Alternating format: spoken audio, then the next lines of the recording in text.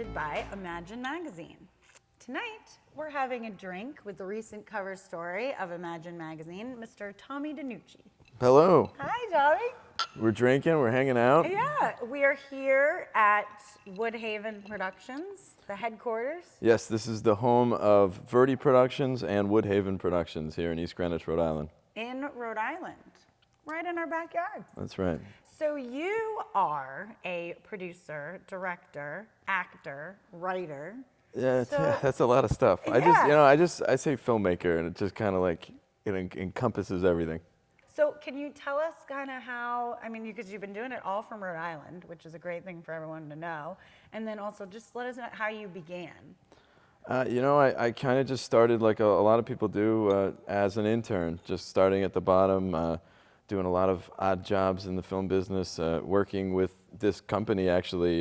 Chad Verdi kind of took me under his wing early on. And He was a mentor to you? Yeah, a big mentor of mine, and we've grown to the point where I was just an intern, and now I'm producing films and directing films, and a lot of that's got to do with Chad, and he really kind of gave me my comeuppance, and it's a pleasure to work with him, and it's a pleasure to be here in the home of Verdi Productions and Woodhaven Productions. And so let's start with like some of the first films that you started to do. I know that you were acting in a few, and then you also had passion projects of your own. Sure, it all started with horror movies. It all started with a movie called Incubus, which was a Robert Englund movie, who, if you don't know Robert Englund, he was the original Freddy Krueger, kind of an icon in horror. And then from there, we made a movie. Now, I gotta ask though, Sure. When you bring that up, Hit me with it. Like, how was he in person? Is he? He's kind of terrifying. I was gonna say, when you work with he's Freddy very, Krueger. very sweet and a really nice guy, but he does these little things before you shoot a scene with him. He'll kind of pull you aside and just like whisper something so creepy in your ear that like I can't even say it because my mom would get mad at me. Yeah. But like he said some really effed up stuff, like whisper it in your ear and then okay, action.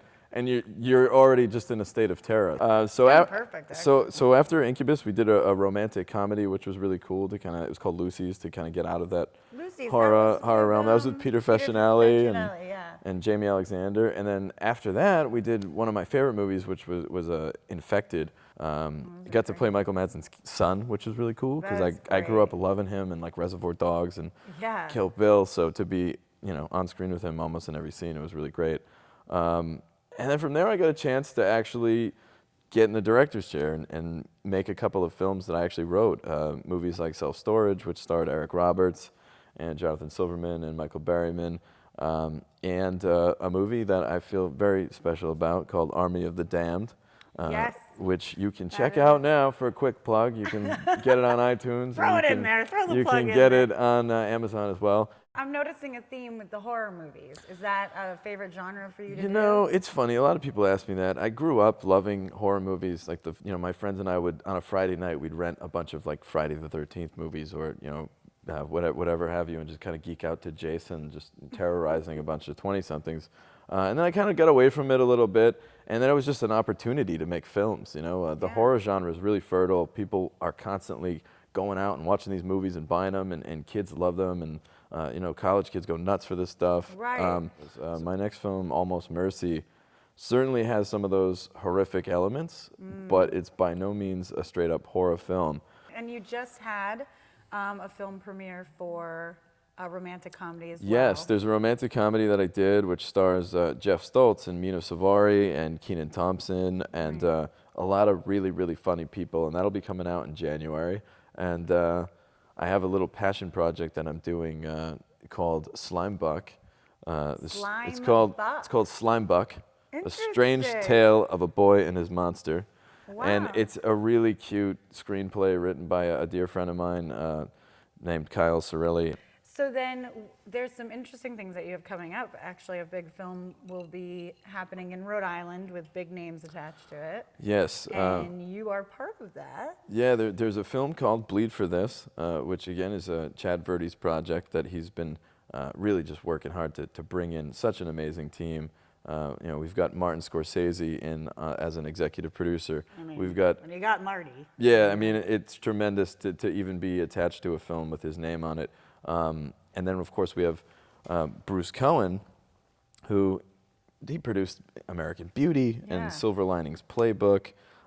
So some really big producers in the producing team. And then, of course, Ben Younger's directing. He's at the helm, and he did films like Boiler Room and Prime. And then the cast is just tremendous, too. I mean, you've got Miles Teller. Who, Katie Seagal. Yeah, Katie Seagal, who, Sons of Anarchy is the hottest show on TV right now. So, and Miles Teller, I mean, he's as big as they get right now, playing Vinny, the lead role. Blowing up. So it's something where I'm just excited to be on the team for this one. You know? What's your role in that?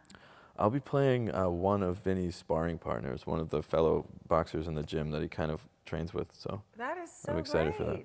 Well, cheers to you, Yes. Tommy. Cheers. And to learn more in detail about Mr. Tommy DeNucci, go to imaginenews.com and subscribe to Imagine Magazine so you can follow along with this guy, because I'm a fan now, so I hope you will be too. Thanks, everyone.